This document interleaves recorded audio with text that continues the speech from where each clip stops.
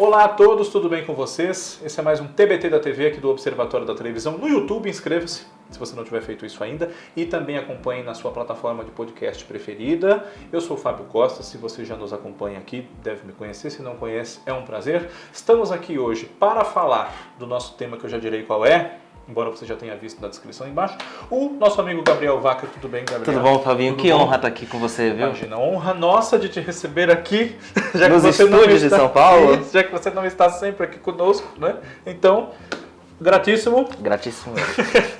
Gabriel Vaca está aqui conosco, você deve conhecê-lo, afinal de contas ele é uma figura pop nas internet. Pop nem tanto, você que tá falando. Você talvez já conheça de nome, pelo menos, né? Porque é jornalista, assina há muito tempo em vários sites. Hoje é nosso parceiro aqui no Observatório da Televisão, mas tem já carreira. E está aqui comigo hoje para nós falarmos sobre os autores de novelas das 9, o horário que um dia foi das 8. Qual foi a primeira novela de cada um deles, nesse horário? Atualmente nós temos um caso de Amor de Mãe. Manuela Dias, tanto é a sua primeira novela das 9, como é a sua primeira novela como autora titular. Embora ela já tenha sido autora titular de minisséries, não é verdade? Exatamente. Justiça, ela, Ligações Perigosas. Ligações Perigosas. E já tenha escrito novelas com Duca Rachid e Thelma Guedes, embora as duas é que fossem as autoras titulares. A Joia Rara, Cordel Encantado. Cordel Encantado, que foi a primeira, né? Exatamente. E Manuela Dias já atuou como atriz na televisão, inclusive, mas isso é caso para um outro encontro nosso. E ela também foi roteirista de algumas séries Exato. da Globo, como o Bambu Luar, lá atrás. Aline, Exatamente. Geral.com, né? Esquecível, geral.com. Geral.com teve 2 temporadas, mas enfim. Então o nosso TBT da TV trata desse assunto hoje. Qual foi a primeira novela de cada medalhão das 9, quando eles estrearam nesse horário? Alguns até, como nós vamos relembrar aqui, Gabriel e eu, já escolados em outros horários e por isso mesmo foram alçados as novelas das 9, né? Exatamente. Né? Pode falar. Não, exatamente. É bom falar, a gente não vai falar da Jeanette Claire, né? A gente estava até discutindo isso aqui antes de começar o vídeo. Isso. Porque a Jeanette Claire, em determinado momento, quando ela entra no horário das 8 com o véu de noiva, antes teve a Anastácia, que ela entrou no meio, mas ela se fixa com o véu de noiva e depois faz Irmãos Coragem, Selva de Pedra, né? Enfim. Ela fica quase como a autora titular do horário. E aí, o gancho para o nosso primeiro nome. O gancho para o nosso primeiro nome, porque nessa época o Dias Gomes dizia muito isso, que a emissora só tinha 2 autores, a Janete para as 8 e ele para as 10. Em 73, ela ganhou férias e foi substituída temporariamente por Walter Negrão. Walter Negrão, então, estreou em janeiro de 73 a sua primeira e única novela no horário nobre da TV Globo, que foi Cavalo de Aço. Uma clássica novela, inclusive. Foi muito elogiada na época. Mas Cavalo de Aço, ela teve mais problemas nos bastidores do que fora. E teve problema com censura também, não foi? Isso, é tumultuada, né? Porque Cavalo de Aço é uma novela que o Walter Negrão teve que reformular muitas vezes, né? Havia uma briga de ministérios para serem pais da campanha antitóxicos. Então acabou, olha, já que A ou B não pode ser considerado o pai da campanha, não pode mais ter tóxico na novela. Isso já vinha tendo. Aí você tem que jogar a novela fora. Depois disso, outro autor foi lançado no horário das 8, somente em 75, uma nova tentativa de ter alguém que alternasse com Janete, porque depois de Cavalo de Aço ela fez mais 2 novelas seguidas, O Semideus e Fogo sobre Terra, até que veio ele, Lauro César Muniz. E a nossa querida Escalada. Escalada. A nossa Escalada, que é a novela de Juscelino Kubitschek. A grande novela de Juscelino Kubitschek, que serviu de inspiração para anos depois o Lauro César fazer, não diria um remake, mas uma readaptação moderna, que foi Cidadão Brasileiro na Record em 2006. Aproveitar o projeto, né, com as liberdades de hoje em dia. Exatamente, né? com as liberdades fora da censura. Essa novela foi talvez, eu pelo menos pesquisando, lendo, não sei se o Fabinho concorda comigo, foi talvez a novela mais censurada da história da Globo. É uma das. É uma das, top 3 pelo menos, assim. Porque realmente o governo pegou muito no pé. Por causa dessa associação com o Juscelino. Exatamente, porque a certa altura da novela, o Antônio, que era o Tarcísio Meira, ele se envolve na construção de Brasília. E você pode falar em Brasília, porque né, não dá para deixar de falar em Brasília. Só que você não podia falar em Juscelino Kubitschek, que foi o pai de Brasília. Né? Você não podia falar o nome dele, não podia, né, citar que ele era um político caçado pelo regime, então nem pensar. Até que Lauro teve a feliz ideia de botar os personagens assobiando peixe vivo. E isso na rubrica do roteiro que vai para a censura avaliar, e não cortaram. Porque a censura ela tinha esse problema de interpretação algumas vezes. Exatamente. Horácio, que era o papel do Otávio Augusto, que foi o Homero Tucandrada na Record, que foi a versão que o Gabriel citou, Cidadão Brasileiro, né? É o personagem que teve essa audácia de assobiar o peixe vivo e passou. E a gente a gente não, porque eu não vivia na época, né? Mas assim, a gente público sabia que era uma referência clara ao Juscelino, essa música é associada a ele até hoje, né? Depois de Escalada, o próximo autor estreante às 8 horas foi... Dancing Days com Gilberto Braga. Exatamente, Gilberto Braga. O que você tem a dizer sobre Gilberto Braga e Dancing Days? Dancing Days, primeiro porque eu acho que é uma novela inovadora no sentido de você colocar um tema muito popular na época, que era uma coisa que as novelas ainda estavam começando a fazer na década de 70. Uma Sônia Braga bem despudorada, eu diria, pro horário do principal da televisão brasileira. Me impressiona até hoje, eu vi a reprise no Viva, e me impressiona até hoje que a censura tenha deixado passar algumas cenas. Mas foi uma novela de um enorme sucesso, de um acerto de mão do Gilberto muito, muito grande. Não é uma novela muito fácil de acompanhar, é uma novela que se desenvolve lentamente, mas o roteiro dela é muito bem amarrado. A história da protagonista que a Sônia Braga defende é muito, muito boa. Eu gosto muito de Dancing Days. Agora, ela já começa meio que a encenar por parte da própria do governo federal de liberar mais as novelas, de liberar um pouco, de ser um pouco mais frouxa na censura, né? A Júlia, você estava falando da Sônia, né? Uhum. A Júlia realmente foi um grande momento. Da Sônia, é uma grande personagem da teledramaturgia, né? Embora ela tenha uma fase na novela que ela é muito... Eu não vou dizer porque esse é um palavrão, nós queremos que o vídeo seja... Isso é um vídeo de família. Os públicos, isso é um vídeo de família. Né? Aqui não dizemos se você veste rosa ou azul, mas o vídeo é de família. O programa é de família. Então não podemos. Exatamente. Mas a Júlia, digamos assim, que ela tem atitudes muito reprováveis no decorrer da novela. Extremamente reprováveis. Né? E depois de Gilberto Braga, que se fixou como autor das 9, na época horário das 8, nós tivemos Manuel Carlos, né? Com uma novela que terminou de uma forma muito... Não, novela dos Gêmeos. Foi a Baila Comigo. Foi a Baila Comigo que passou agora no Viva, eu confundi com Sol de Verão. Baila Comigo de 1981, que trouxe essa inovação técnica dos Gêmeos. Que aqui no Brasil ainda se tinha muita dificuldade de realizar uma cena como aquela para os recursos da época. Tanto que foi um frenesi absurdo. O encontro dos Gêmeos foi um frenesi absurdo. Todo mundo falando, mas como? Como assim? Como é que vai ser? E realmente passou uma veracidade muito grande, muito pela atuação do Tony Ramos, que está magistral, mas muito também pela competência técnica dos nossos queridos colegas da Globo. Né? Sim. Não. Depois de Baila Comigo, nosso autor que estreou às 8 foi Cassiano Gabos Mendes. Com a esquecível, mas a abertura pra mim é maravilhosa. Boa noite, rainha, como vai? Hit. Champanhe, com Hit, né? Hit que tinha estourado já com a Menina Veneno, do Pão Pão Beijo Beijo, que entrou pra trilha do Pão Pão Beijo Beijo, e o sucesso foi tão grande que ganhou essa abertura, né? O Casanova. Que é uma das aberturas tecnicamente mais bonitas da história da Globo, uma abertura muito bacana. É uma abertura que ainda hoje faz vista, porque embora os recursos técnicos tenham se aprimorado muito, Breno Moroni, com a moça que é a Maria Eugênia, Maria Eugênia. Os objetos voando ali e o casal se envolvendo, fazendo um charme, é uma coisa muito simpática, muito apesar de um erro horroroso na abertura, que é colocarem acento em Cassiano, Exato. como se fosse Cássia. Depois arrumaram. Fora o Cláudia, depois arrumaram isso. E Champanhe é uma novela que...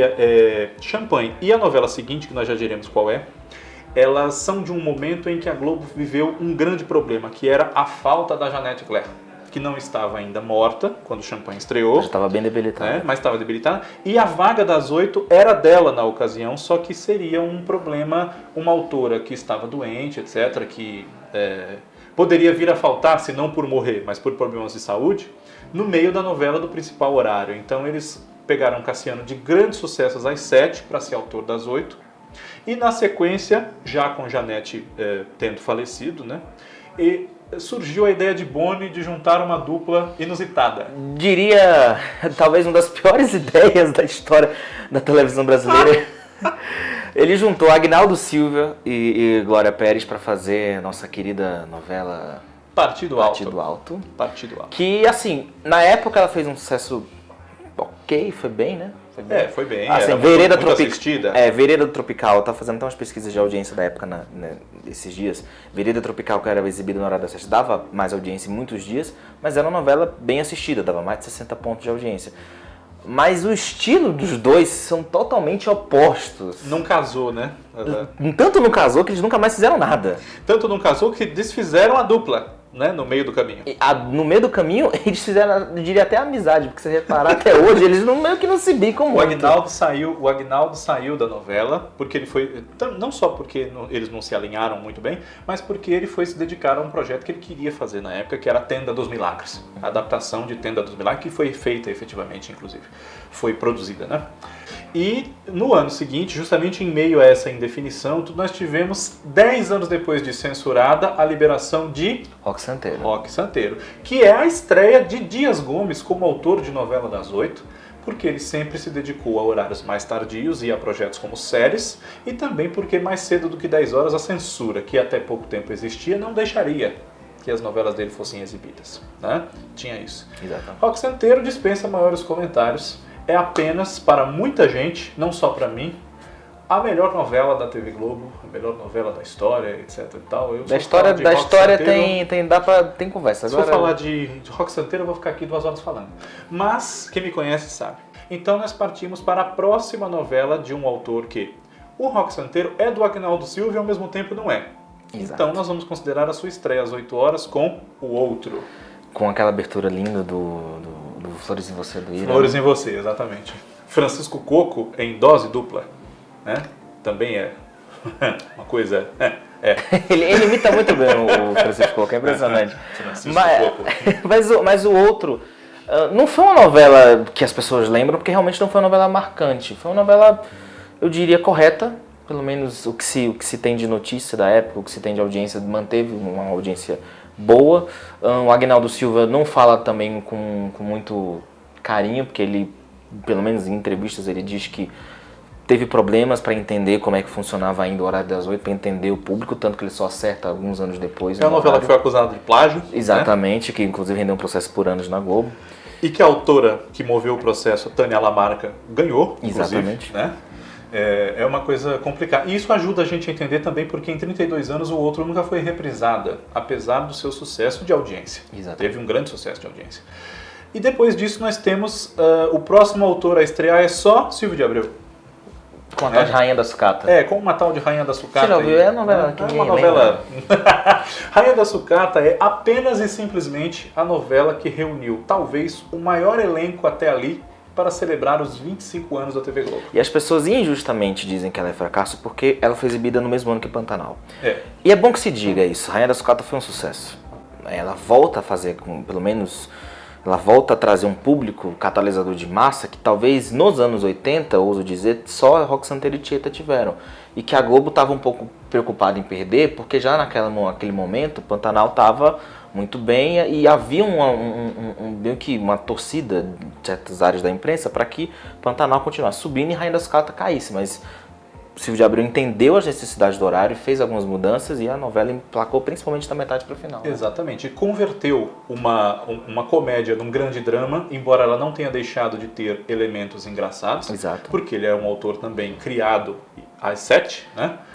Guerra dos Sexos, Cambalacho, né? E vide a nossa querida Lacy Bananier e suas 3 filhinhas, né? Exato, as 3 filhinhas do Mamãe, né? Dona Armênia.